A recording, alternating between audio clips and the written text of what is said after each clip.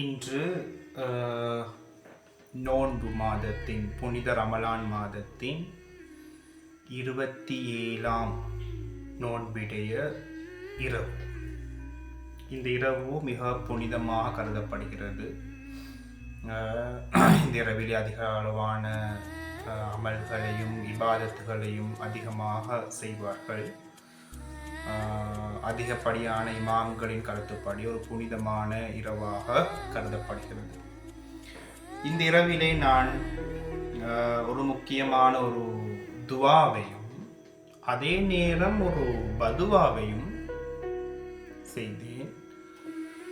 அது என்ன காரணம் என்று நான் கூறுகிறேன்.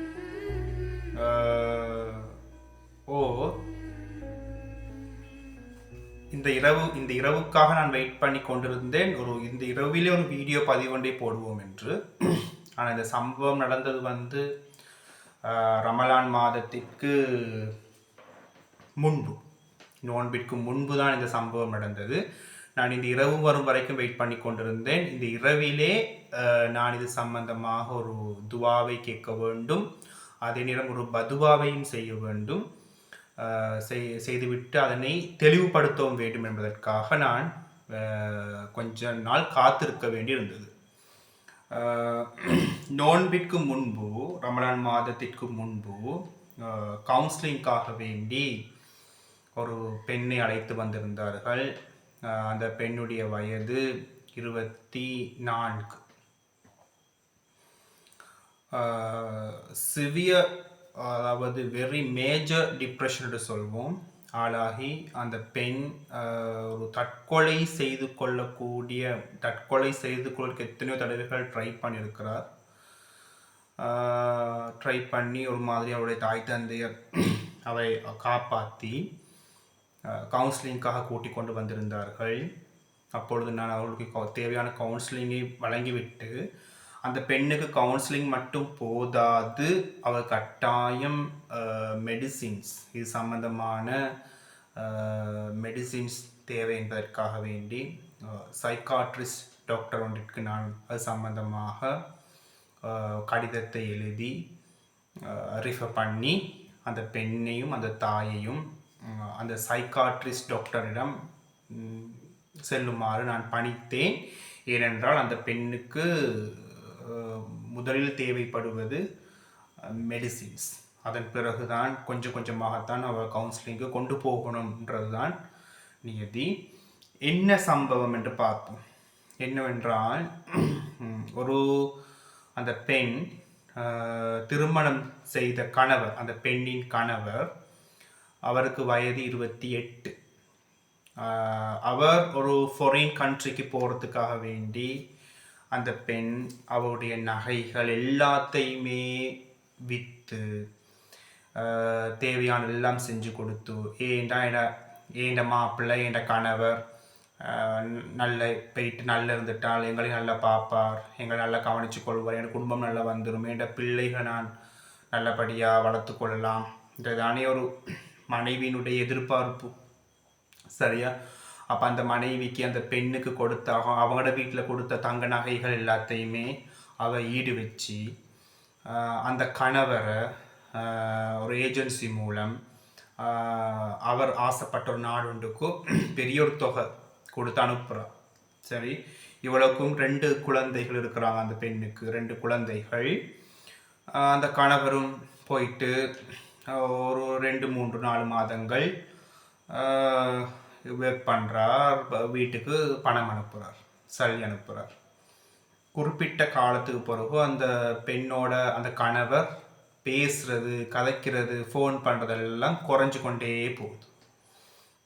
இதோட அவருக்கு கொஞ்சம் கொஞ்சமாக கவலை வருது. இப்படி இருக்கிறீங்க கேட்குறேன்னா, இல்லை எனக்கு வேலை, சரியான வேலை, எனக்கு சரியான டைம் ஷெடியூல், பிஸி, இப்படி பல காரணங்கள் சொல்கிறார்.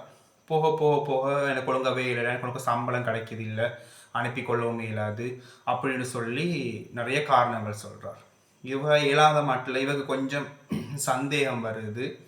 இவ என்ன செய்கிறான்னு சொன்னால், அந்த நாட்டிலேயே இருக்கக்கூடிய, அவங்களோட ஊரில் இருக்கக்கூடிய அவளுக்கு தெரிஞ்ச ஒருத்தர் மூலம் இவரை பார்க்க சொல்கிறார், இவர் என்ன செய்கிறார். அப்பொழுதுதான் ஒரு தகவல் இந்த பெண்ணுடைய காதுக்கு கே எட்ட வருகிறது. அந்த இந்த பெண்ணுடைய கணவர் வேறொரு நாட்டு பெண்ணோடு தொடர்பில் இருப்பதாகவும் அவரோடு தான் வாழ்வதாகவும் இப்படியான ஒரு செய்திகள் ஆதாரபூர்வமாக உறுதிப்படுத்தப்பட்டு இந்த பெண்ணுடைய காதுக்கு வருகிறது. யோசிச்சு பாருங்க, எவ்வளோ பெரிய ஒரு வேதனையாக இருக்கும்னு சொல்லி. சரியா?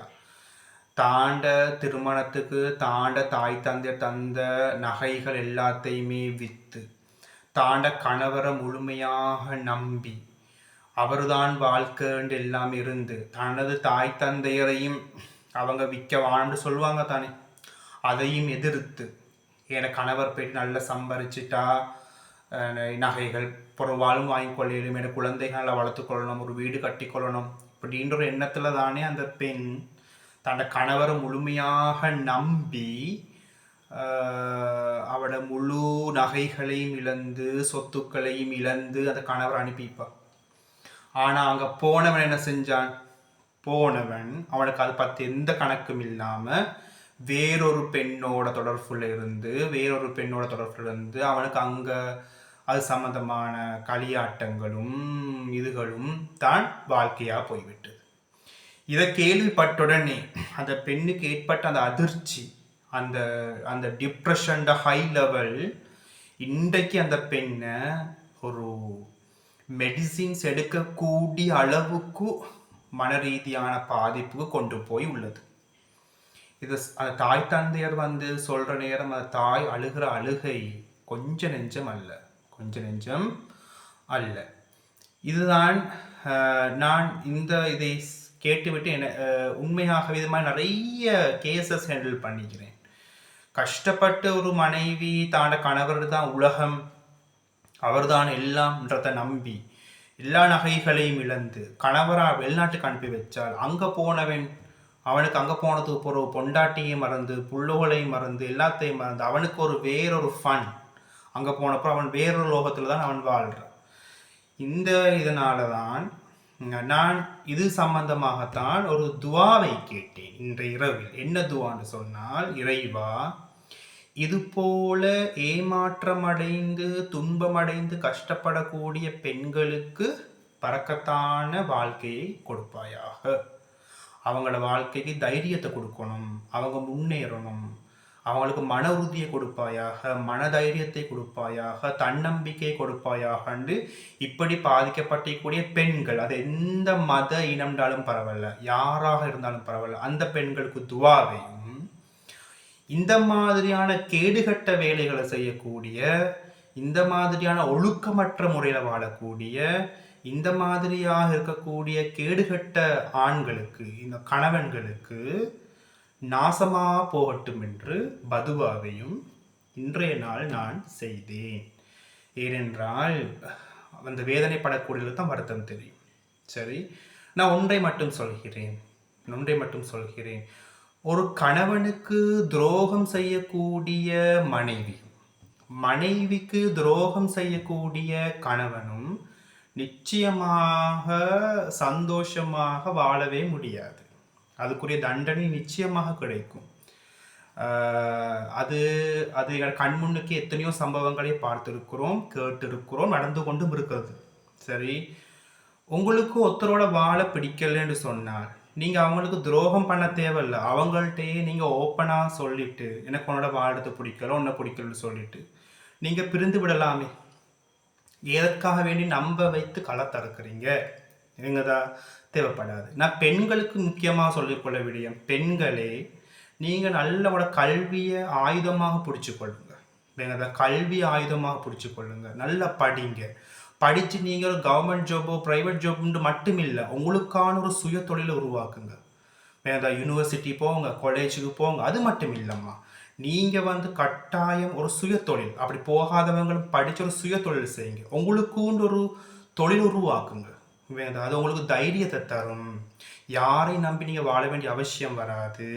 நீங்கள் நிம்மதியாக தைரியமாக வாழலாம். இப்படி ஏமாற்றக்கூடிய ஆண்கள் மத்தியில் உங்களுக்கு நிம்மதியாக வாழலாம். நன்றாக ஞாபகம் வைத்துக் கொள்ளுங்கள். ஓகே.